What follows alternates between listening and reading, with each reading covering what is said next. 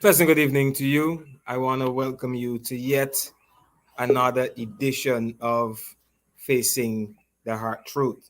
Remember, Facing the Heart Truth is a ministry of the Fresh Start Community Outreach, and we believe that it is important as a people, as a team at Fresh Start, that we empower our people. We believe that it is one thing to give a person a fish and they'll have dinner in a moment. But when you give them and you teach them how to fish, then you know that their entire life will be transformed. And so we believe that in every community, every disadvantaged community, that we want to offer to our people the tools necessary to succeed at life. Tonight we have in store for you another amazing conversation. We've got two amazing gentlemen backstage as we talk about the transformative power of difficult life situations. But before we get there, I want you to tag somebody. I want you to share a sow tonight. Amen. Because we want to reach as much people as we can. We have been doing a marvelous job. You have been doing a marvelous job sharing the program, sharing. But we want to ensure we reach more people. Amen. And so you're going to have to help us. We cannot do this by ourselves. Your help is going to be critical for us reaching mass, for us reaching people everywhere, every part of the world, everywhere. And so I need you to sow a share, tag somebody, let them know that Facing the Heart Truth is on the air. Let's pray. Then I come back. I've got a presenter commentary to give to you, and then we'll get into our conversation. So let's take a moment to pray, and then we'll come back and we'll get into the program. Father, tonight we thank you for your presence with us. We know, oh God, that you are at work in our lives. You are at work in the situation. And so we thank you for just being here with us. We thank you for tabernacling with us.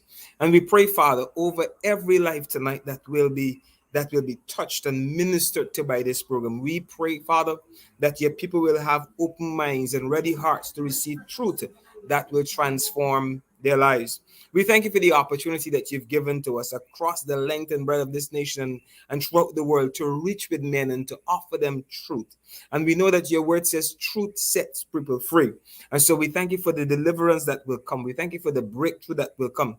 We thank you, O God, that after this program, men and women everywhere will take a step back and look at their lives and said, yes, those truths are fundamental that I need to apply to my life so that I can be successful. We thank you and we honor you for what you will do tonight. In Jesus' name, amen, amen, and amen. Let me give you in the next 3 minutes or so the presenter's commentary, and then I'll bring the gentlemen backstage onto the screen so you'll begin to see them, and we'll have that part of the conversation as we move along. If you have been following the news in Guyana, you'd have noticed that there was a big foray over some comments that were made. And on either side of the divide, it doesn't matter your political persuasions. I do believe that despite our motto, which says one people, one nation, one destiny, a motto that speaks to the equality of our people, a motto that speaks to the unity of our people. As a nation, we continue to struggle with this duplicitous approach to equality. We continue to struggle because when we speak about our indigenous brothers and sisters, We speak about them as though they're dependent on the coastlanders to make decisions for them because they are uninformed, they are unaware. That because of where they are, they don't have and they should not have a voice at the table. We speak as though the only thing that they're good for and good to receive is a handle because they're always dependent upon us. And so they are viewed as less than. And then when it comes to our Afro-Guyanese brothers and sisters, oftentimes we are referred to in the most derogatory of ways. There's always a problem when people talk about Afro-Guyanese, the names that they are called and the things that are said about Afro-Guyanese. While on the other hand, our brothers and sisters of East Indian descent are considered the creme de la creme of the nation, the best there is in the nation. And it is troubling. It is very, very troubling when people take for granted the experiences and the realities of every single people group in this nation. People take it for granted. Every single people group in this nation is taken for granted. Here's the reality. Here's the reality. I grew up in a predominantly Afro-Guyanese community. And there was one family of East Indian descent in that community. And they lived among us. And we were taught, I was taught, my brothers were taught, my sister was taught, my family embraced the idea that they were to be respected, they were to be celebrated, they were to be protected. And so in the community in which we lived as one. We sought to embrace each other and understand each other.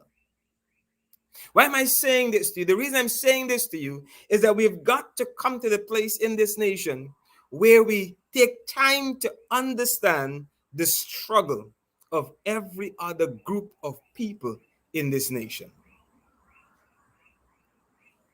There is no conversation about unity and equality until we begin to take time to understand each other. There are many who have grown up in households where they've seen their fathers, they've seen their brothers. But there are many who have grown up in households who didn't see a father, but they saw an uncle, they saw a person in the community, and they emulated them. They saw some things in those people that they can emulate. And so as a young man growing up in East Rumvelt, I saw my mother, Pauline Niles. I saw Sister Amsterdam. I saw guys like Joseph Murray, who was one-time FICA box champion. Guys we wanted to emulate. As I grew up, I saw men like Grantley Trotman and women like Wendy Hazel and men like Compton Bob. That you saw in them qualities that says, yes, these are role models. I saw men like Gordon Welcome and Ivan Williams, Reverend Ivan Williams, people you said, yes, we can emulate. When I went to Bible school, I met men like Clement Boucher and Reverend Dr. Claudia Stephen and Henry Lewis and Walter Wolford, men and women that we said, yes, we can be like them. When I started pastoring, there were men like John Wolford and Arthur Gibbs and Bretnell Gibbs, Brother Vigilance, Brother Sammy.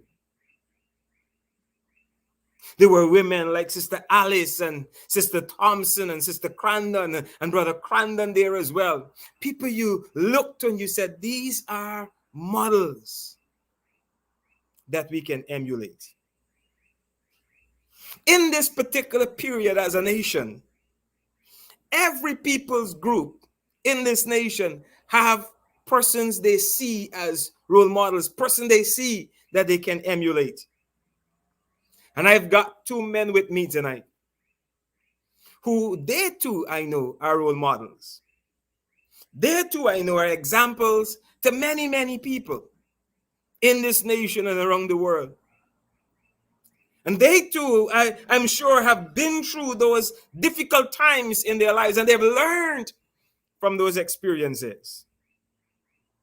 And because they've learned from those experiences, I believe that they are qualified. Hallelujah.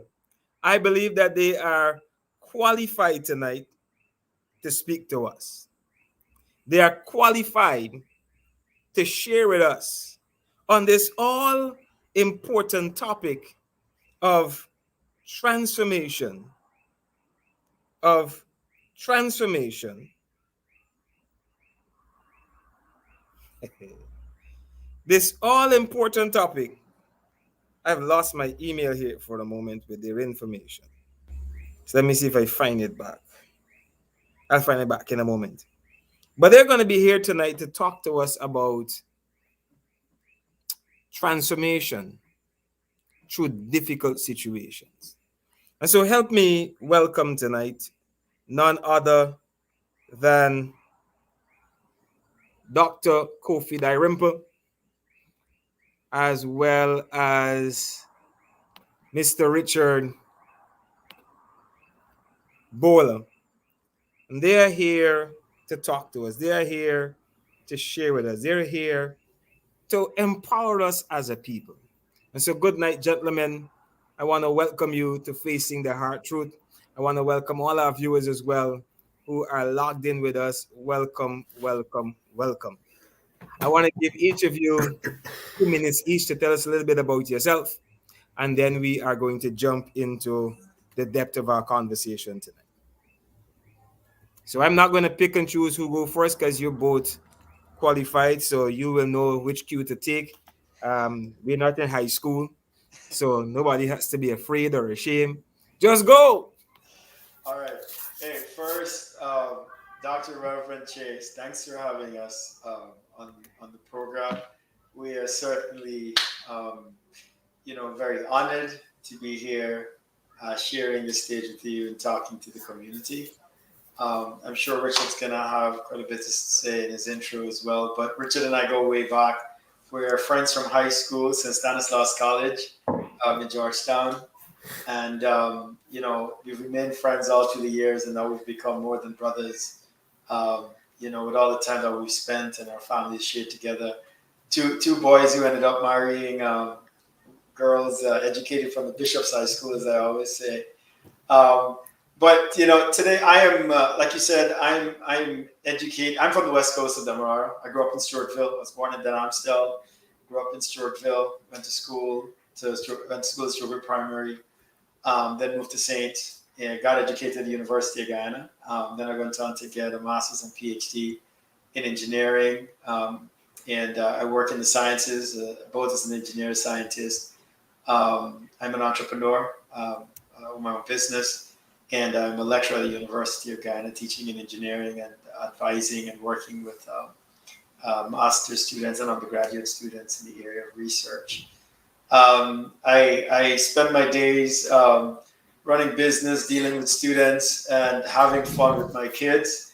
And Richard and I have been on this journey for over a year, trying to change the world one conversation at a time, because we believe it's conversations like these, right, that really inspire and give life to our community. Because a lot of times we don't talk about things and we feel that we are alone in situations. And we used to have these conversations and we said, now look, I think one of the ways to really help others and even to help ourselves is to create a forum where we can actually talk about the things that affect us, affect our community, affect our people, and get people as part of that conversation to think about things. And we've been on that journey to change the world through conversation. So I'll kick it to my brother Richard to introduce himself. Yes, sir. Richard, go right ahead. All right. Good night, gentlemen. Dr. Reverend Reverend Dr. Chase, thanks for having us. It is indeed an honor and a privilege to be asked to join you here in conversation. I mean, Kofi and I have our little conversations together every now and again. We invite others, but it's always a pleasure to be invited to be part of somebody else's conversation. As Kofi said, no, I was born in Guyana. Grew up in mostly in Kitty. We went to Saints together. I'm an accountant by profession. That's what I've spent my entire life doing, whether in public or private accounting. I've lived in a few places across the world, and that's sort of most of my life. But Kofi and I have talked a lot over the years, and always wanted to figure out how do we add some value to the world, right? I think most of us, as we look around, we see the need for a positive contribution in light of all the drama and negative stuff we see on the news. The racial divides we witness across the world, right? Not just Guyana, but Guyana, the place we love so much. And so we wanted to bring conversation and share some of our own experiences and our own learning. I mean, I think that the bond that we share, as Kobe said, we've become almost closer than brothers. He's my brother, as close as a brother can be. Because sometimes you aren't always close with all your brothers, but we certainly have a really close relationship. And we spend a lot of time talking about things that we think can move the needle, right? That can get us to a better world, a better community.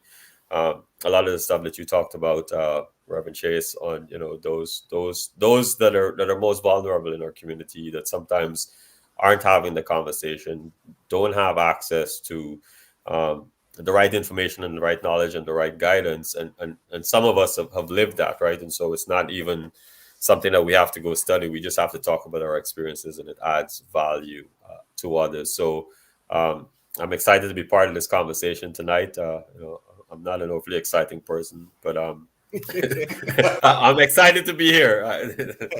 I'm So, ready. Let's do it. so let me tell you, this is facing the hard truth. Yeah. So we jump in right into the thick of things because we want to address some of those hard truths, those things that we are afraid to address. We've often said to people, this is not a church program, though it may be facilitated by church people. It is not a church program. So if you come to this program thinking we be singing and we be clapping our hands and we be speaking in tongues, this is the wrong program for you. We're dealing with the hard truth. So I want to jump right in because we are on this conversation about learning uh, how we get through the difficult issues and the difficult challenges of life. And one of the big things, particularly in Guyana, that we have been facing constantly over the last 55 plus years as a nation, and even before that, but it seems not to go away, is this issue of racism. It is this issue of we misunderstand how to appreciate each other. We see only the negatives because we've been taught to amplify the negatives we see and never the positive. Talk to us about, as we get going, how are we to deal with a situation like that? How are we supposed to have conversations around issues like racism? Um, I can start there, Rich, Go for it. because we've talked about this, right? And I think we've talked about this. I think it's interesting. I think there's a couple of things here that's really important, Reverend. We have to understand. I think, from my position here, and I take my learning a little bit from Dr. Walter Rodney on this. Not every situation, and this is the first step I think we have to. Not every situation that involves two individuals of a different, what we call race. I don't believe in the idea of race because there is no real difference between humans genetically. Race is a social construct. But if we're talking about race from the way we know it, right, just from the perspective that we know it, not every situation that involves two individuals of a different race is a racist situation. And Walter Rodney made this very clear. He says if two guys are fighting and let's say they're Indian and black for the sake of this argument, it's very easy for people to look at a situation like that and believe that it involves race simply because these two individuals are from different ethnic groups. But they could be fighting about something that does not involve race, or they could be dealing with a situation that doesn't involve race. You've had cases, for example, in Europe where white farmers were fighting the elite, and people don't conclude it's race. And if you see a poor black person, right, struggling against maybe a rich person of whether it be Portuguese or Indian descent, it is very easy to conclude that it's a race issue when it could be a class issue or some sort of economic issue. And I think that's the first thing. We've got to distinguish between what is an economic and class issue and what is a race issue. And we have to have the right conversation. Because sometimes we're having a conversation on race, but the situation is not a race conversation. But we inject race into the conversation. And I think that's the first thing. I think the second thing is our history. Our history is filled with stories of cooperation and how we have already worked to overcome race. And from this, we learn to understand that I think there are groups in our society that benefit from injecting race into situations. That's the second thing I think we have to have a conversation about, because I think somebody who don't know their history is bound to repeat it, as they say. This summer, I took a class in Creolese, Guyanese Creolese. And one of the things that you see here today, right, is that, for example, Indian indentured servants and many Indians today in Berbice and so they still speak Creolese. But Creolese started before the Indian group got here, before indentured servants got here. And I remember sitting in that class and being told by the lecturer, who do you believe the Indian group learned Creolese from, right? Africans and African slaves were already speaking this language. And when the Indian brothers came, they were together in a struggle against a colonizer, right? One colonizer. So it's interesting to understand that in the past, the issue wasn't about race at all times. The issue was about economic success. And then thirdly, once we've identified that this issue, that we've separated the issue of class and the issue of economic struggle and the issue that we actually have worked together, I think then we can narrow it down to there are certainly some situations in which racism exists. And I think that's how the conversation has to start.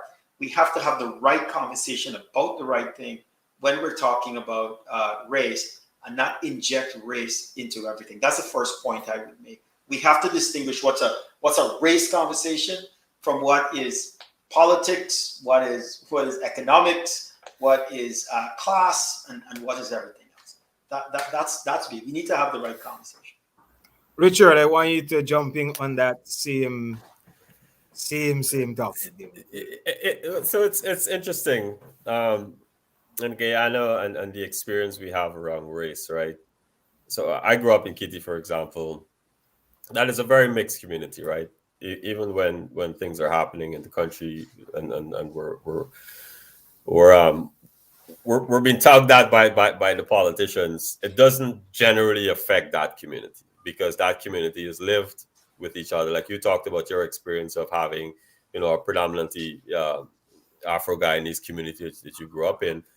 I didn't have that experience, right? And so for me, I saw all the things happening in the rural areas, but not something that necessarily affected me directly. So there's that, right? I think we see this even across the world, right? When we live amongst each other, and we have the opportunity to live as brothers and sisters, then to some degree, a lot of that moves away, right? And I think with the way where the country is going and people are moving and living in different places and different communities being built, I think to some degree we'll naturally get there. Some of it, I think, is as the younger folks come along, right, and have different experiences, different lived experiences, and don't necessarily hold on to a lot of the old stories that we hear, right, that of long things that happened long ago. And so we should have, hate and anger towards our brothers and sisters of whatever race.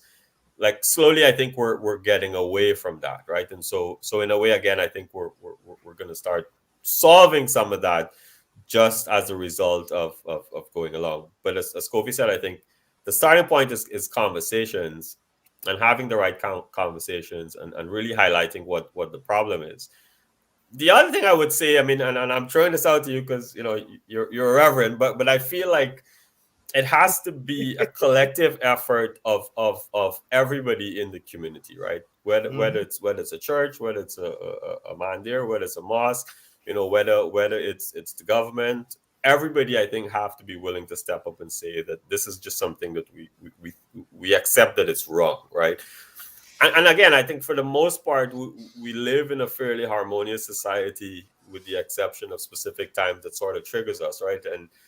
And we know once we've lived trauma, somebody just has to remind us, and we relive it again and again and again. And to some degree, I think we have to maybe to some extent go through just country therapy, right? Like how does the entire country go to therapy? And I think some of what Kofi touched on, understanding our history, right? Understanding how we got to where we are, understanding why we are the people that we are. The funny thing is that, like, when we leave, or we go somewhere else, it doesn't matter. Like, when we live in a place away from home and we meet somebody, we don't care what race they are. We're just so happy to see them, right? Because there's this connection, there's this understanding. Well, this is my people, right?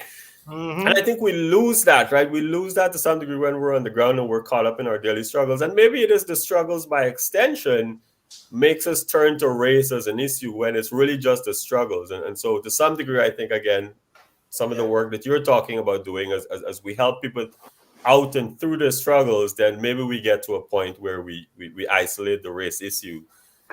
And it's not that it doesn't exist, right? I think there is a race issue in a lot of places, but we isolate it. We're like, okay, if I'm successful in doing well, then I can see beyond my personal struggles and maybe blame it on something else, or have this constant battle, right? And so I think there's a combination of things that needs to happen. But the starting point is a conversation. Let me, Reverend, if you don't mind, I just want to. Yeah, go ahead. Here, right? I think the issue of race, though, notwithstanding everything I've said, is a complex issue in Ghana, and it's a complex issue because of how, at least since the '60s, our country has been somewhat segmented, and we understand this segmentation has happened not simply because we wanted it, but because it was sort of forced upon us, right? And for those who know Guyanese history, understand that we're a casualty of the Cold War, right? That the rise of, say, like Chedi Jagan, for example, was something that the West didn't look too kind upon, because at that time there was this battle between, of course, there was rise of communism, and so there was this fear of Ghana becoming a communist state, of course, and there are certain things that were done to our democracy in order to subvert it, right, so that we don't become a communist threat. I mean, I think that's just the history and the facts, and people can read that anywhere. And so we saw, for example, the split of what was, a major political party, the PUP at the time, versus, you had Chedi and Burnham, of course. And I think that injected really into our society, because this was intentional, right, in many ways, to segment the society. And it wasn't something that we just set out to do. It had its political, objective, so to speak. So I think what that has inherently done to our society is that it split things along a certain line. And it's very easy for the race issue to come up. And so, for example, I say, when one party wins and they help their supporters, naturally, their supporters are from one race, right? And so it looks racist because that's politics. You help your supporters. That's what people do first, right? But because of that segmentation, it's hard to say, is this a racist move or is this just a political move, right? When you tend to pander to your supporters, and that's what politicians do. Or you see, for example, with the economic recovery program, right? I think in the 80s, for example, that predominantly affected people of African descent, right? Because most of the people employed in the public sector were of African descent. And when that program happened, they had to reduce the size of government. A lot of those people got trenched, and they had to go into allow more private businesses to come up. Well, who had a lot of private business at the time? A different race. And so you see that even these policies have disproportionate effect because of the segmentation of the society. And so what I think needs to happen is, right, we need to have a conversation around that as to how do we reverse the effect of both government policies, and how do we or how do we design government policies, and how do we make decisions in our nation, right, to sort of offset those sort of disproportionate impacts. For example, you do something to the medical field, nurses, right? The majority of nurses are Afro-Guyanese, right? So it's very easy to see that that community is going to be affected by certain kinds of policies. So I think we've got to be sensitive or sensitized to these issues and understand that the decisions we're making as a nation, or even the decisions the government's making, will have disproportionate impacts on different groups and different racial groups, right? And we have to have the conversation around that very, very, very specifically. And the last thing I'd say is that we really need to collect data. We need to collect information, right, to address very specifically issues of racial discrimination, and also issues of the disproportionate impact of decision making on race in our society. And I think that's very important, so that we could trace the impact, right, and the trend of policy and how it's affecting different people in society, so that we could take corrective action when necessary. All right. So that's a whole lot that you guys have shared it for a moment. But in the midst of all that you've said, I picked up on two words that I want to have the conversation continue along that lines. You spoke about trauma and struggle, the historical trauma, and I'm likening that as well to some of our people's personal traumatic experiences that they've gone through, those difficult situations that people have gone through, those struggles that they have gone through.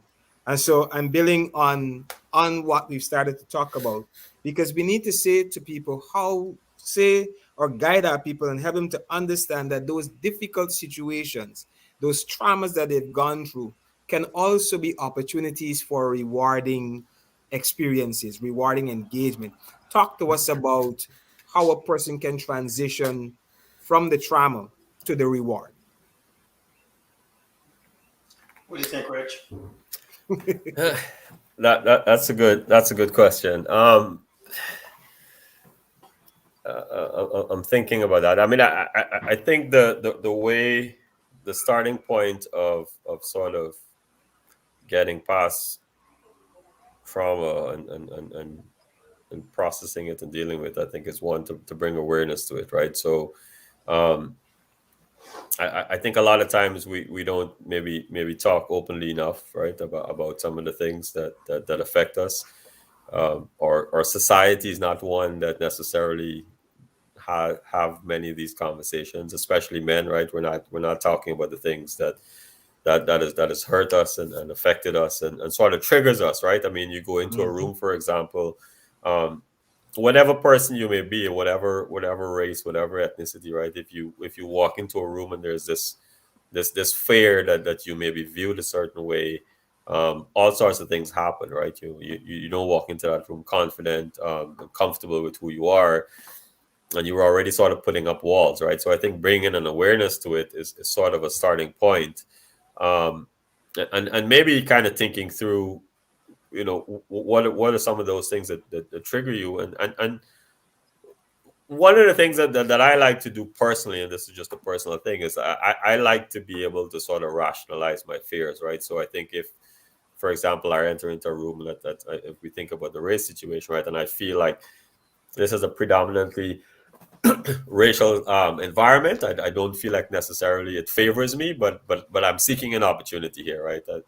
And so for me, I would, I would probably go back to sort of thinking through, what am I capable of? What is the value that I bring? And sort of go back to the baseline stuff, and then kind of walk in the room and just try to make friends, right? I mean, we don't struggle to be friendly with each other, right?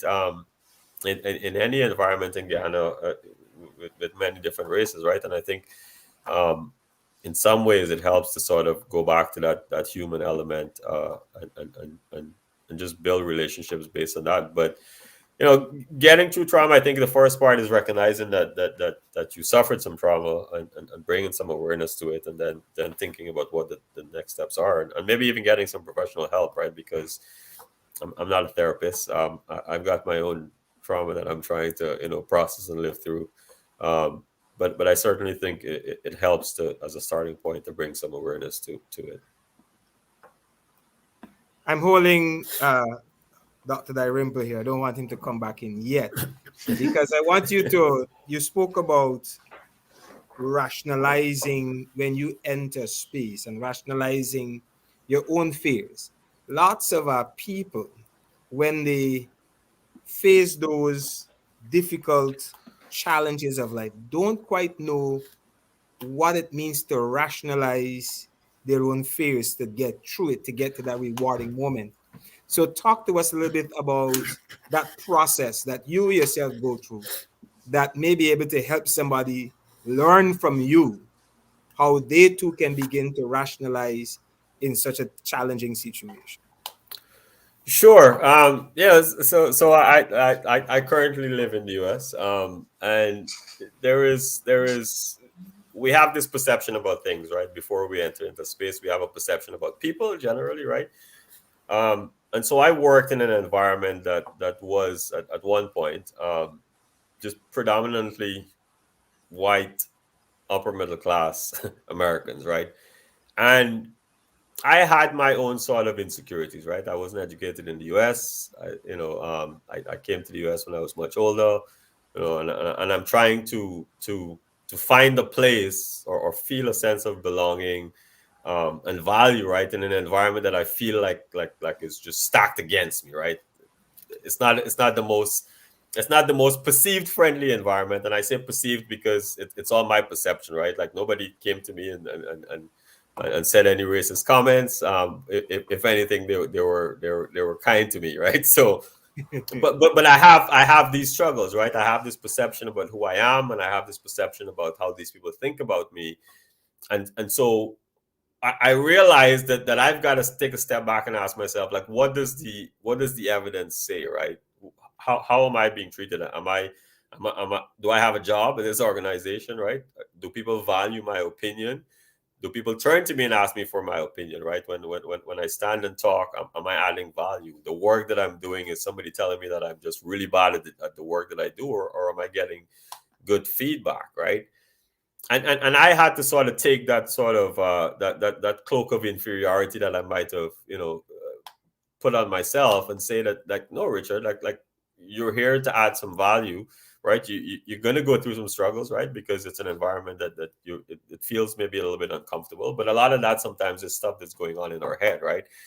So I've got to sit and think through the situation, right? And think through who I am as a person, what value I bring, what am I capable of.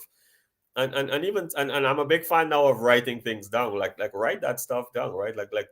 We need to be able to know who we are, and it's not to say that we're not going to have things that we need to work on and we need to be better at, but I think once you recognize it, when you show up in a room, you've got to first see yourself as you, and somebody that's competent and capable, rather than worry that somebody else may think that you're not, or may have a bias against you, right? Because we don't really know that, right? Some people may seem like they're even racist by association, but really truly they're not, right? They may look like they're part of this group that has just historically been racist, but they're just genuinely nice, kind people, right? And so that's what I mean by rationalize, right? I think we've got to take a step back and ask ourselves, how much of this is the voice in our head versus what we're living in real life, right? And again, not to say that you're not going to face things in real life, but I think getting over that voice in our head is sort of the starting point. I remember having a conversation with a guy here, an African American person, that was telling me that he was the first of many things, right? And so I asked him, I said, what is it that made you brave enough to be the first? And he said that I just went, right? I just went and I took a shot. I didn't know if I was going to make it. And oftentimes I think that's sort of the starting point, right? That's the biggest hurdle and the biggest struggle we have to get over, to believe that we've got a shot, and show up in a room or in a place, and believe that we have a chance to belong there, right? And that's sort of in a nutshell, I think, what I understand rationalizing to be and how I use it in my own personal life. I heard three things that I took note of. I took note of when we are dealing with those difficult situations and challenges, we have to know who we are. We have to understand our sense of belonging. What do I bring to the table? What value am I going to add? And then you spoke about that whole idea of self-belief and risk. I've got to be willing to step out. I've got to be willing to leave my comfort zone. Uh, and when you were talking about the voices in your head, I'm a fan of wrestling, so I kept hearing Randy's Orton. I hear voices in my head. They talk to me. They understand. And so many of us, we hear those voices in our head. Dr. Dalrymple, tell us a little bit too about how you go through that process of rationalizing so that you get to where you need to get to, and look for the reward that comes from those difficult challenges and difficult situations. Yeah. My process isn't much different from what Richard is describing, and I'll point maybe just a few things out that's different. But I think you're absolutely on the money there, right, Rich? You gotta have you gotta sort of have a sort of an introspection and a conversation with yourself about your own value. The one thing I'd say though, right, Reverend Chase, is that the way our mind works is sort of interesting because our mind has been designed, our brain has been designed to protect us.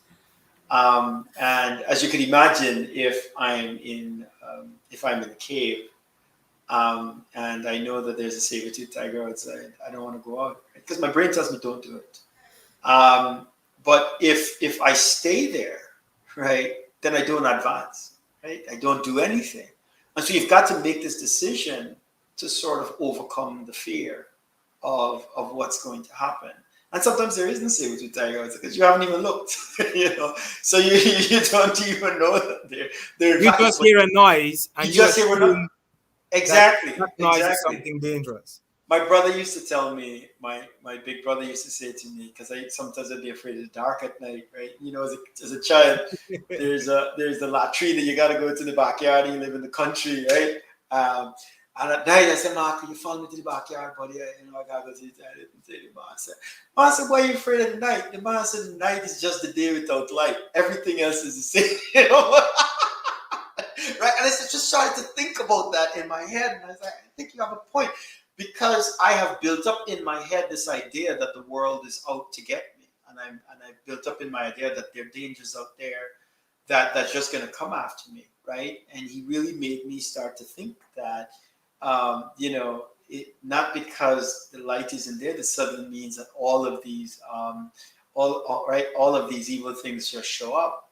And I thought about that because it's still with me until today. And so I approach life sort of like that, right?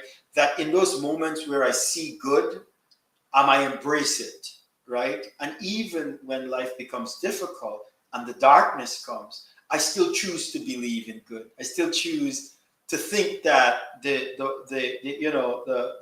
the world isn't out to get me, right? That everything isn't fighting against me. As a matter of fact, I start to believe that things are working for my good, regardless of if I see it or not. And I think that's one of the things that has helped carry me through difficult situations. That I start to believe that those difficult situations are sort of engineered even for my own benefit, and that in the absence of that light, a whole lot hasn't changed until the light comes back on, right? The next cycle of light comes back, and that I must still push through, right? I must still push through that darkness in order to embrace the light on the other side of it. And that's one of the things that I've had to struggle with, even as I go through this process of starting to rise, whether it's through education or career or whatever the situation might be. There are going to be those times when you don't have any money and you're broke, right? And it's just the darkness of lack, right? That's around you. And you've got to believe that just as it was before when things were good, that this circumstance is somehow engineered to teach me something. And I'm asking those questions about what am I supposed to learn in this scenario.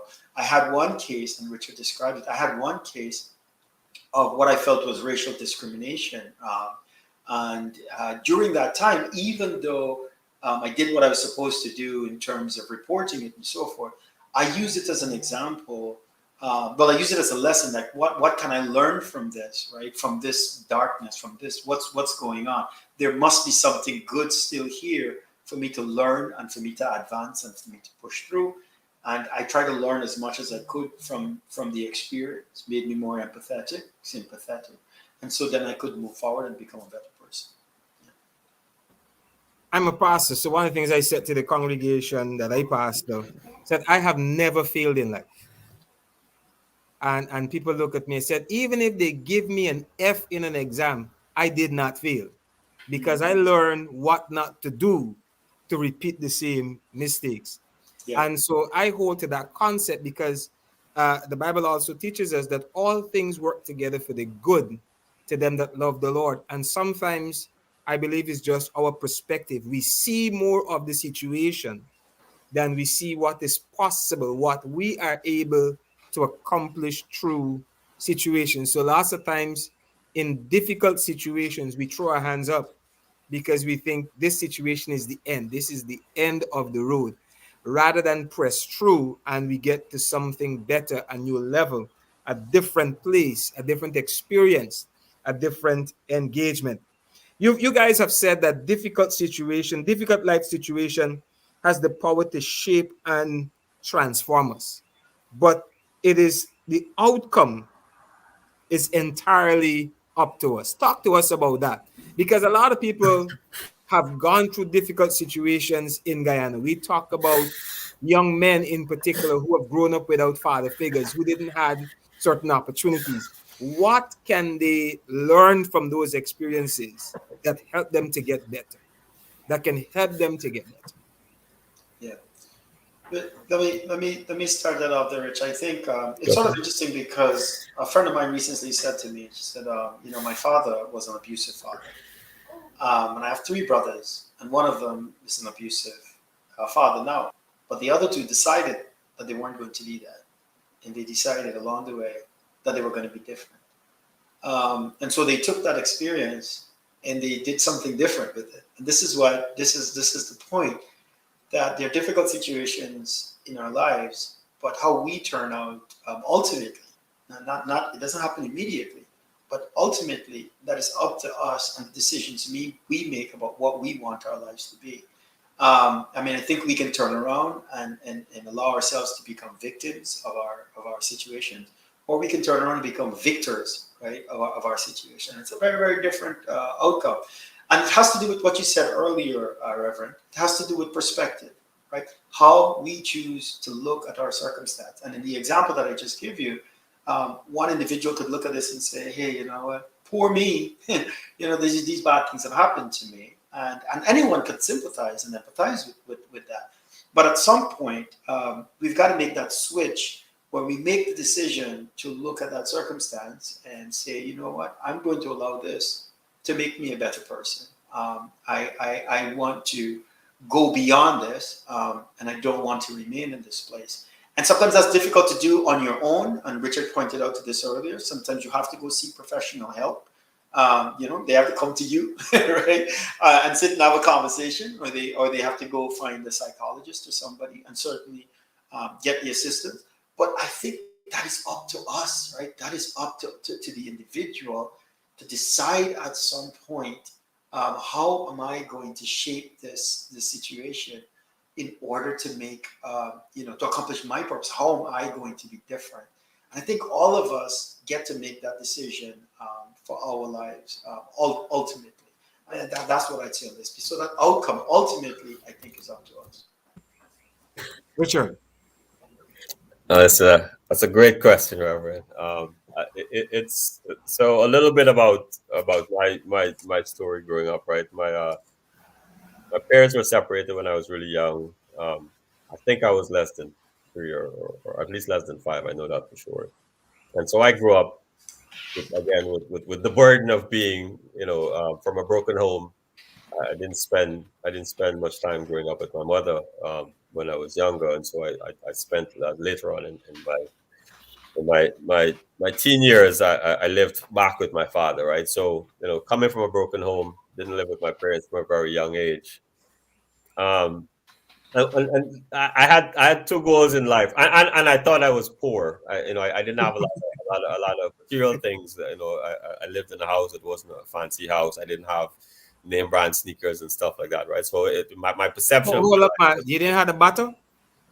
I might have had a bat at some If you point in had a battle, Not the you had a Sawaki. name, you had a name brand.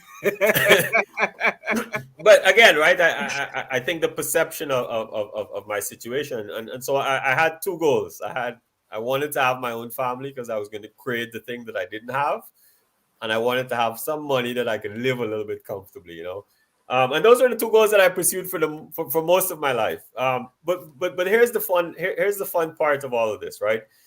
Um, Optimism. So I deem myself an eternal optimist. Optimism, time, and intentional effort can produce just about any result you want in life. And sometimes it seems like it's a far away, like it's a long distance. We never know if we're gonna get there. We don't know if we're gonna see the light at the end of the tunnel, and we live with hope. But that hope sometimes is enough to fuel us, right? Today, right? I have my own family, right? My kids and my wife live together. We've been together 22 years, married 17. Um, Still trying to figure out marriage, but the point is, right? I created this thing, right? I do have a semi name brand sneakers, so I haven't quite made it, but I'm doing okay. But the most important thing, I think, in my story, particularly that I sort of wake up every day and appreciate is the fact that I have a relationship and had the opportunity to have a great relationship with my father. And I have a great relationship with my mother, right? And so if you live long enough and you set some real goals and intentions, my parents aren't together, but I have a great relationship. I have a mother and a father in my life that I love dearly, right? That I have the opportunity to have conversations with and bond. And so what's a beginning isn't always the end, right? I think as Kofi said, if you make the decision that you're going to do something different, right, and create a different experience in your life, then I think you have the opportunity. I mean, we had a conversation with another guy on expanding the conversation, and he talked about his relationship with his dad, right, and how he was angry for so long, but he made a decision that he wasn't going to do that anymore. Um, and one of the things that I appreciate, like I said, once we have time and when we put in the effort, I know people that grew up with both their parents that have lost both their parents, right? And so I still have time. My parents are still alive, right? And I think once the opportunity exists to create the thing that you felt like you didn't have, always believe that you can create it because you can, right? It's hard sometimes. It's a struggle, right? You gotta get over the hurdle, right? You gotta stop maybe blaming those people because for a long time I blamed my parents. I was like, no, I didn't want to be living in a broken home, right? No good family is gonna marry their son to some random dude that's got a broken home that doesn't have money, right? I want the best in life. How could these people not have provided more for me, right? But I think once you get over that hurdle, and you learn to see the possibilities in life, anything is possible. And I say that sort of with some high degree of confidence that it's possible. Yeah. So there are two things I want to say very quickly, and then I'll jump into the next point when you talk about expanding the conversation and the transformative power of difficult life situations. In terms of perspective, I remember hearing the story of a salesman who went to a village, and when he got to the village, a shoe salesman, when he got to the village, nobody was wearing shoes. And so he called his head office and he says, listen, don't send any shoe here.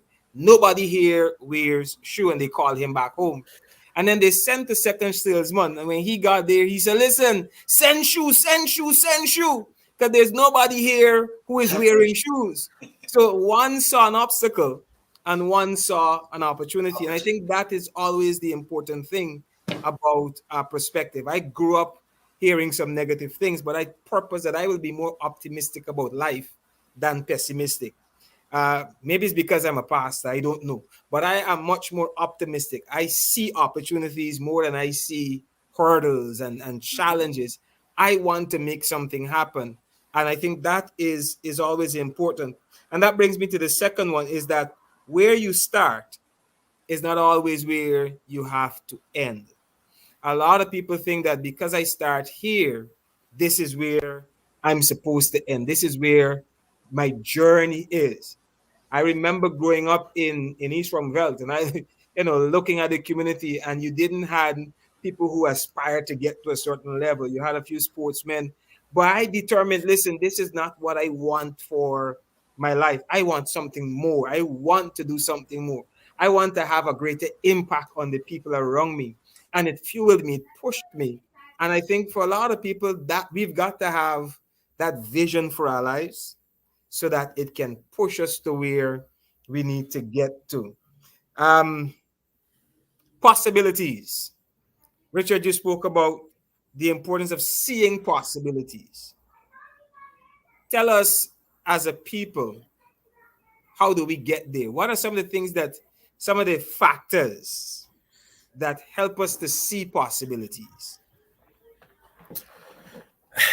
So everything good in the world, I believe, no, not I believe, I know, everything good in the world that we can perceive as being possible already exists. And it might not exist in a mass, right? Not everybody is necessarily having the experiences. Not everybody necessarily is enjoying the same quality of life, but it exists. And you talked earlier about all these people that you looked up to, right? As role models that you can aspire to be like, right? Um, and I think that's such a powerful thing, right? You don't have to know the people, right? You don't have to have a physical interaction with them. I could look to that person and say, you know what, I want to be like that guy, like that dude is the real deal, right? And I think that is the first thing, right? That you can pick out situations, you can look at people, like even when I look at our society, right? There's no lack of brilliant, successful people from any race, right? So whichever race you're part of, there are people out there that you can look at and just even emulate them, right? But I think when it is my firm belief that it starts with how we want to see the world, right? If we see the world as having opportunities, and I think we go out and I think the psychology supports this, our mind starts to scan the environment for opportunities, right? If we go out into the world and we decide that we want to bond with our brothers and sisters, regardless of their race, color, creed, their education level, their social status, we just want to bond with them as human beings that God created, right? I think we have the opportunity to do that, right? And so it starts with us, right? I think a lot of times we talk about, oh, if only this would change, or if only that would change. And I'm not saying that things don't need to change, but I think when we start to change and see the world differently and embrace the, I think we have a very different Doctor, your experience, right? turn, Like I sir. said, for example, and I know this, right? My going was in many ways very different, I think, from a lot of other people that might not have had the opportunity to be in institutions like that, where your peers are people that are either more intelligent than you or equally intelligent than you. So there's no separation, there's no assumption of superiority because of your color. You can't, right? This guy's bright. I mean, Kofi was a star student, right? I was getting Kofi kind of grades. So I think being able to spot opportunities is that we first have to understand that anything that we can remotely imagine as possible in life already exists. It may exist in smaller environments and in smaller numbers, but let's go copy, right? Let's go steal the ideas, right? Let's go see those people what they're doing. Let's cross the and I hear a lot of these stories in the US, right? Let's cross the train tracks and see how the people living on the other side. Because if I can see how they live and I know that people live like that, then why not me, right? Why can't I? And I think once we start doing that, it starts to expand out, right? We as a people, we start to see the country different, right? We start to see our environment very differently.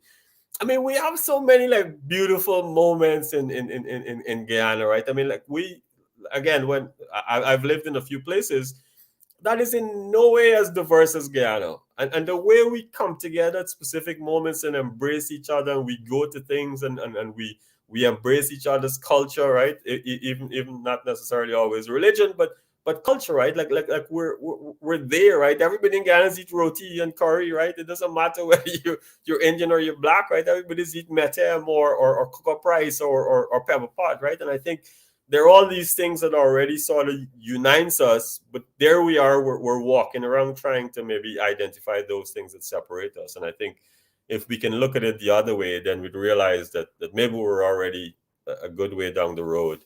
Um, but in general, I think when you think about opportunities, my belief is that first know what you want and what it looks and smells and feels like. Write it down and then walk into the world, right? Knowing that the world is conspiring to do good for you. You're on mute, there, Kofi. I'm going to add this, Rich, gratitude. I said to my nieces and nephew the other day when I was in Stewartville, I said, be grateful for what you have. I think you have to teach people, children, from the time they're, young children, how to be grateful for what they have. One of the things that tends to happen is when somebody comes back from overseas, right? They're visiting, or uncle visiting, auntie visiting, little children would run and go, can I have this? Can I have this? Can I have that? Right? I think it's important for parents to teach their children how to be grateful for what they have. And I'll show how this translates into perspective later, right? So I was sitting with my nephew and my niece, and I said, here what's going to happen. Can you tell me 5 things that you are happy about, that you have? Just 5 things that you have. And they started thinking, right? And they go, well, I got a bicycle. I get breakfast this morning. And the little things they're picking up on, right? And I'm nudging them along. And they start to see the big picture and they realize, wait. I actually have things. And so I started to show them. I said, you have your mom, right? Your mother. I said, there's a lot of children that don't have their mother like that, right? And I said, you can ride your bicycle. So you ride your bicycle up and down the street.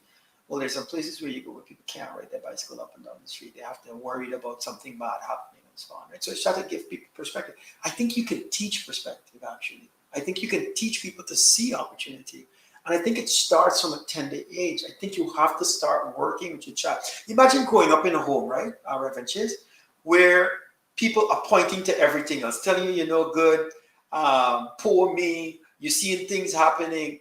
And rather than point out sort of the good, you are training people to point out the bad, to see only the bad in things. And I think this can become a habit. I think pessimism can be taught just in the same way I believe optimism can be learned. I believe pessimism is taught to people. And so I think, particularly when you're in church, right, count your blessing, name them one by one. I think sometimes we run over that line too fast, right? Like you really should stop and think for a minute about the things that we have and appreciate it. And I think with that attitude of gratitude, we start to realize, like you said, Rich, like, wait, things are kind of working out for me. I didn't see it. And I think it starts to shift your perspective. So without I think everything Rich said is on point. But I think this stuff can be taught. And I think we need to start teaching it to children. Teach them gratitude. Teach them to come home. You remember when we were growing up? When you go out and you get your first job, right? You have to come back and take that first money and go and buy bread and sit down and share it with everybody, right? Because you had to stop and give thanks and show gratitude and appreciate where you came from and appreciate that others made a sacrifice for you. And that shifted your perspective about how you were now going to live and earn and what you were going to do with your life. I think this stuff can be taught as well. Sometimes it just happens, but I think we need to teach it to children and we can teach it to people. So too, I think one of the most powerful things that we miss is how to be grateful. And I'm sitting here listening to you guys and thinking about how easy it is for us to miss those. We live in a society that always amplifies the negative. As Yep. soon as you miss, we amplify what is negative, and we live in that place. And so even when good things happen for us, we think it's not good enough. And we go back to looking for what's the problem, what problems exist here. One of the things that I teach my children, who are young adults now, is listen, you've got to maximize that life. Life is always going to have obstacles. There's never a life that don't have obstacles. There will be obstacles, but you have to maximize at life. Mm-hmm. And so my daughter said to my son, because when I would drive them to school, I said, listen, in life, you must only have a plan A. Don't worry with the plan B. I said, because once you have a plan B, as soon as you reach an obstacle in plan A, You just can throw your move. hands up and divert. I said, if you have a plan A, you work plan A until it becomes a reality. And I've seen my children take that and hold it close and work and work and work and make the sacrifices themselves because they understand this is where I want to be. We don't teach a lot of that to our young people. And so, I started working, and the first time I get paid, you realize this is not the money I want. I quit. I go down the road, I start again, and the supervisor hurt my head. I quit because I never really stress. And you hear it. Mhm. Me never really stress them on. And eventually you're 25 and you've already been employed 10 times. Yeah. And then you come to somebody to interview and they look at your resume and recognize um, you're 25, you've worked no place more than 6 months. Why should I hire you? Exactly. I'll tell you Why should what. I invest money to train you and Yeah. I don't have a guarantee you're going to at least give me 5 years? And then we complain, jobs hard to find, things difficult, things hard. And we don't recognize that one of the things that we have not done is we have not prepared ourselves for the opportunities that are there before us. And so I think it is important. Let me give you a comment from uh, Frederick Patrick here, who said, very interesting conversation. But to fully understand, let me put it on the screen. Right. He says, very interesting conversation. But to fully understand, you will have to consider the study of our history from at least the 1900s through the period of the Great Depression, World War II, on to 1991. You'll hear about my own experiences. Meanwhile, the following literature is recommended: Guyana, Land of Six People by Michael Swan, The Western Trial by Chedi Jagan, and No Guilty Race by UC Quayano. We cannot prosper as a nation if we do not fully understand the nature of our problem. This Problem. is Yeah. difficult conversation, but this is what we want to talk about. If we are going to address the historical trauma in the nation, if we're going to address the pessimism that drives us as a people, we have to understand our history. We have to understand our own history as individuals. And then we also have to understand our history as a nation. I'm coming to one of the last points you guys make when you talk about the transformative power of difficult life situation, in which you say the bigger the goal, the bigger the struggle you must be willing to endure. Goal setting. Talk to us about why goal setting is important and why is it important to set a goal that is generational and not just a goal that's for you. Set a generational goal. Rich, Yeah, no, this is what you written all over it, buddy. this is so this is great, great question. One of the things that I'll say about struggle, right, before I go on to the goal setting thing, is I think we oftentimes have a misconception about what it takes to create an exceptional life, right? An exceptional lived experience. We think that we should ask for it, um, and then somehow or the other it should just miraculously appear, right? Like a blessing from above, it drops from from the sky. And most of the opportunities and the things we want in life, right? The situations will show up in our lives to allow us to get those things, right? Once we've set a goal and we've decided that that's what we want, right? I think situations will happen. But most of the things that we're trying to do and achieve and aspire to accomplish in our lives are things we've never had before. We've never been there before. We've never seen it before. We don't know what it is. And so we're always trying to get to a place of the unknown and the uncomfortable, right? And so if it's not a place of comfort, then it's going to be a struggle. It begins with a struggle, right? If I'm going to run a race that's 10 miles and I've only run 5 miles in my life, I guarantee you the 6th to the 10th mile, it's going to be a struggle, right? But when I'm done running the race, I no longer question my ability to run 10 miles.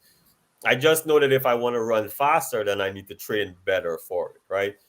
When we talk about goals, and this is one of the things that I think um, is one of the biggest things I missed growing up. Like I said, I had two goals. I wanted to find a woman to have a family with, and I wanted to make some money, right? And I achieved those goals um, fairly early on in life, but did never set too many big goals after that. Like I worked, right? I always wanted to grow and I wanted to figure out what was the next thing. I embraced some difficulties, some uncertainties, and I went to a few places that made me super uncomfortable. But I persevered, right? And I got there. But when it comes to goal setting, I think um, it is the biggest thing I think we miss the opportunity to live an exceptional life because once you establish a goal and you put real metrics to it and you start with the belief that it can be achieved and you start looking at the pieces, I think you start to accomplish those goals fairly quickly. But if you it's like if you wake up and you have no plan for your life, then whatever the days brings your way is whatever it is, right? But if you have a plan for your life, you don't get distracted with the silly things that may show up in your life. And oftentimes I think once you set a goal and you're intentional about pursuing and achieving it, I think what happens is that people and situations and circumstances enters your life now that allows you to achieve those goals, right? Um, and so I'm a huge fan of goal setting across every area of your life. Anything you want to achieve, anything you want to accomplish, anything you want to imagine that's possible in your life, within limits. I'm not saying to try to try to go kill people or do drugs and that kind of stuff, but like real real good goals. I would say write it down, read it every day, and think about how you're going to get there. Talk to people about it, but the right people, right? Like one of the things that Kofi and I talk about a lot from time to time on expanding the conversation is that we went to one of the best educational institutions in the country, but we never talked about big goals and dreams, right? Why not? Why aren't we talking about the big goals and dreams that we have for our lives? Why aren't we cheering each other on, right? And again, by sort of pure luck, I guess, a lot of our peers have done fairly well for themselves, right? Because they had that sort of head start, I would say. But why weren't we, right? Why aren't we having why aren't we having prayer groups in church, right, where we're talking about our goals? Like, tell me about your big goal. I want to cheer you on, right? I want to see if there's an opportunity for me to help you achieve that goal, because one of the things that we learn as well is that there's always help, right? There's always people that are willing to share their story, share their experience, even share their connections, right, to help us achieve our big goals. But we have to be willing to write those big goals down. And when you talk about generational, I mean, I think that is such a powerful thing to talk about, setting generational goals, because we miss, and Kofi and I were talking about this the idea, we miss the price that was paid for us to be able to live where we live today, right? To live the life that we have. And I hadn't thought very much about it until a couple days ago. Um, And as I was thinking about it, it actually brought me to tears, right? Because every one of us is here because somebody paid a price, right? Your parents paid a price to raise you, or your aunts or your uncles, right? They paid a price. Their parents paid a price, right? And I know we live in Guyana, right? So it's not hard to see all the people that paid a price so that we could live in the Guyana that exists now, right? But even if you start just with understanding that, like my wife's mother paid a price to get her to where she is, right? And we're gonna have to pay a price as well. But recognize first that somebody, many people, many generations ago paid a price so that we could be here. The house that I grew up in, that my father inherited, was left to him by his father. In the absence of that, we could have been homeless, right?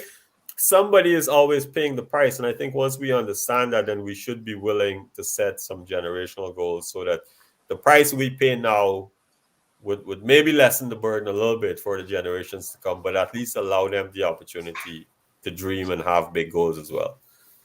I'll end on that. But just before, let me say this. I can't speak for other churches, but I can speak for the church I pastor. We talk about big goals. We talk about big dreams because we want our young people dreaming big so that they know it is possible. I think it's important.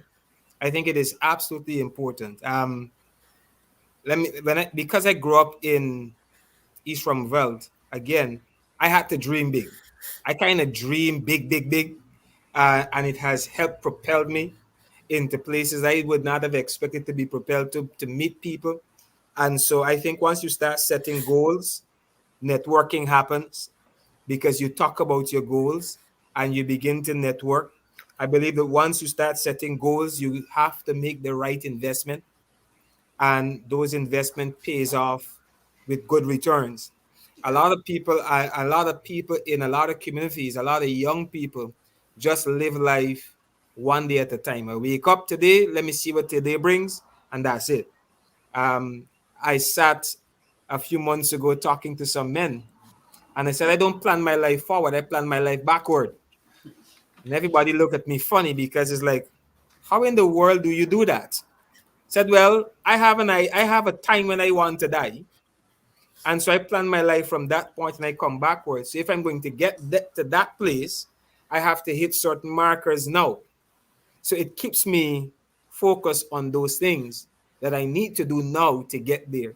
I think that's why goal setting is so important, particularly for our young people, particularly as we watch our world change and we see this technological revolution, this information technology revolution, how important it is to set goals, because very soon a lot of what we took for granted will not be taken for granted.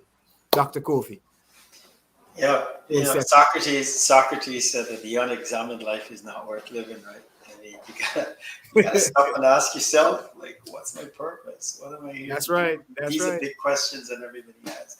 You know, when I listen to both of you there, the big thing I think people need to hear is this: there's no magic in accomplishing your goals. There's a process. Okay, you start with a big goal, and you can learn. You break it down, and you get up every day, and you do these different steps, and you get to it. It's as simple as that. It's like when you start a class and you didn't know your ABCs, and by the end of the class, your kindergarten left knowing their ABCs, and then they go into the next class and they learn to count from 1 to 50, and by the end of that class, they know to count from 1 to 100. It's just the process. It's someone coming every day, is going, sitting, learning, going home, studying, figuring it out, asking the questions, and moving to the next level. There's no magic. I think a lot of people, right, Reverend, think that you have to be from a particular race. You got to be of a particular economic class. You got to be from a particular country. You got to be associated with a particular political party to get your goals accomplished, right? And I think that's a fallacy. I think that's a huge fallacy.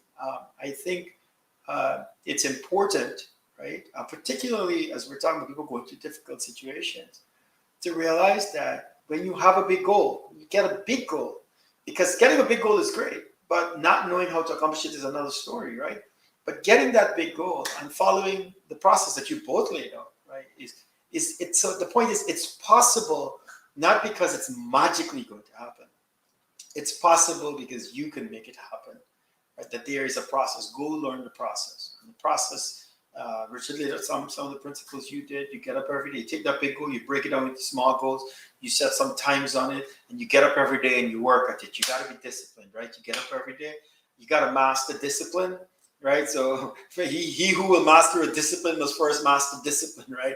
And so you master discipline first, and you push through every day. And you get up and you just do it, and you just got your plan, and every day you execute, and that's how you accomplish your goal, right? And we say in Guyana, "Wawan dati bilda," right? That's one expression that we've heard, right? The journey of 1,000 miles begin with one step, right? I mean, we've heard all of these things, but the idea, it's one foot in front of the other. That's how you achieve big goals, right? Again, this brother of mine would say, "How you eat an elephant?"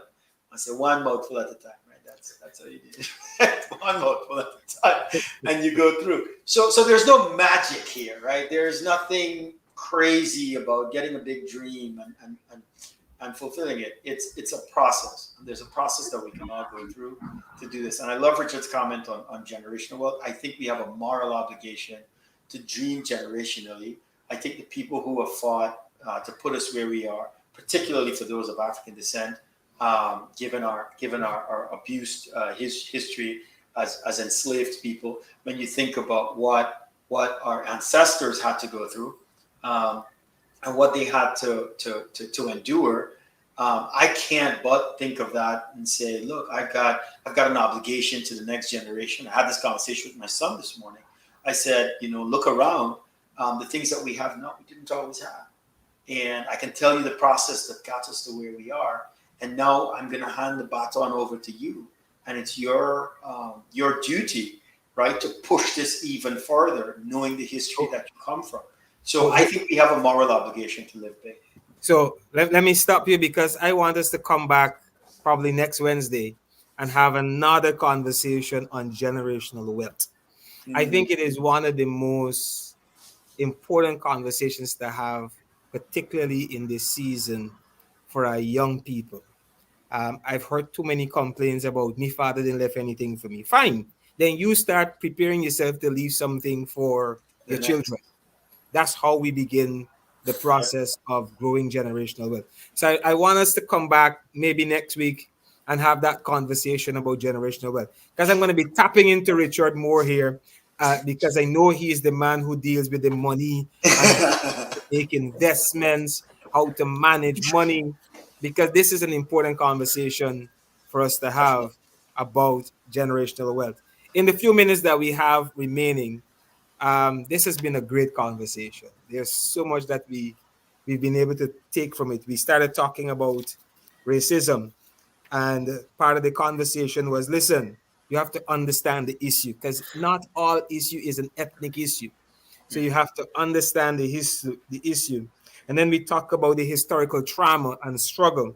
And we recognize that to deal with the historical trauma and struggle, we have to have a sense of who we are. We have to have a sense of belonging. We have to be willing to take risks. And then we talk about understand that all things are possible if we work hard. And then we talk about goal setting. How do we deal with possibilities and setting goals, and knowing that you have to know what you want, you have to write what you want, and then you have to walk what you want. That's what Richard said. Know it, write it, walk it. We spoke about role models. We spoke about networking and investing, and it's not magic. We came back right back to that.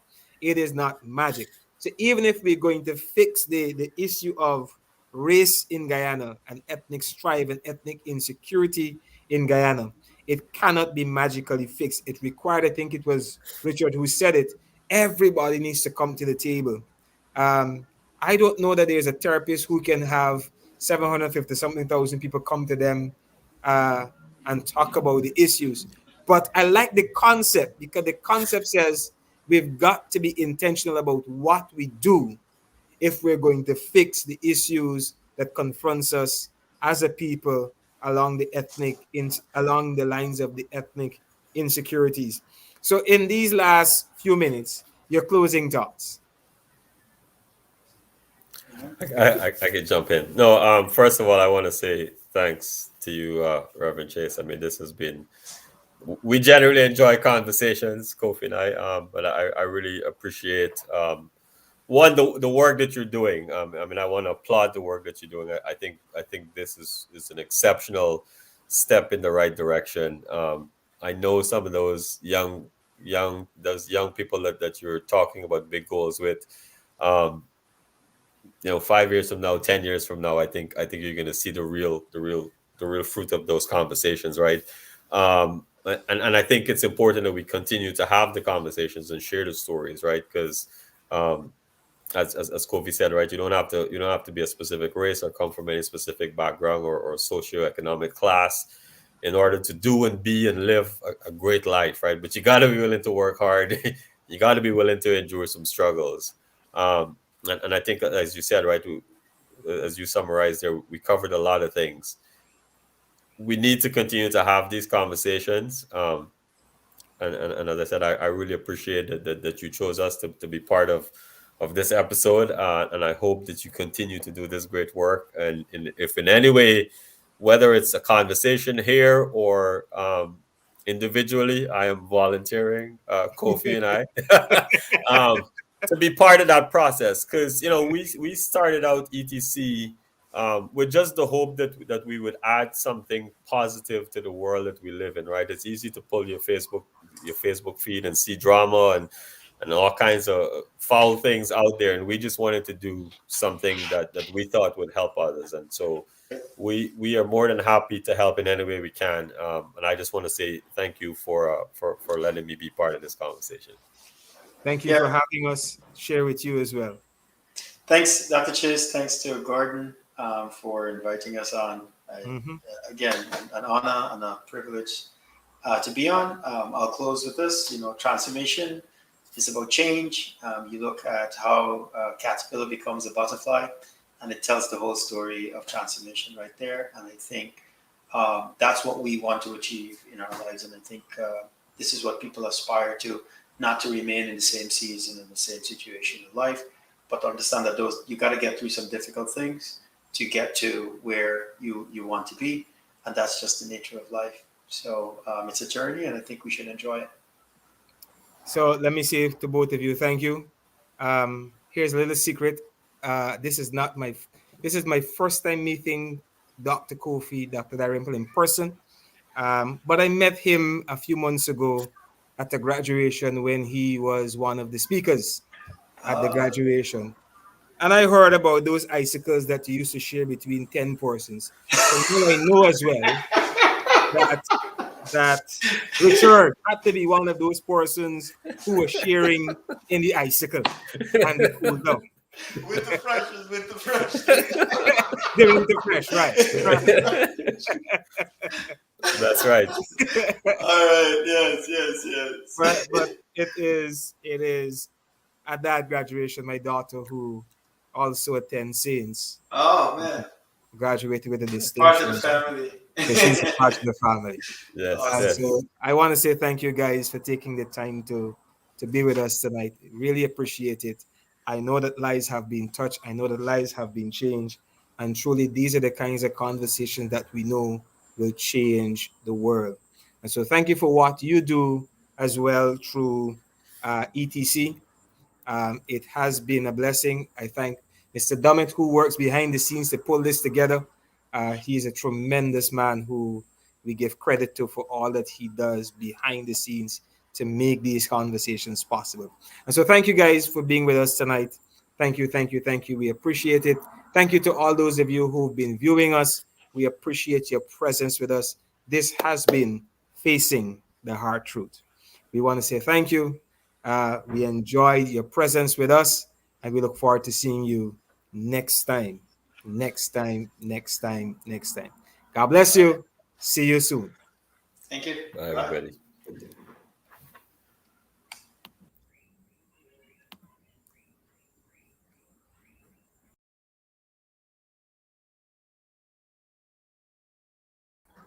So let me come back here and say to you, make sure you go to Amazon. Make sure you go to Amazon and pick up a copy of, go to Amazon, put in the name, pick up a copy of Embracing Change in Uncertain Time. This is my first book. It is a good read, so make sure you get a copy of this book. It is going to change your life. And so on behalf of Mr. Dummett and our Fresh Start team, I want to say thank you for being with us on Facing the Hard Truth. We will see you.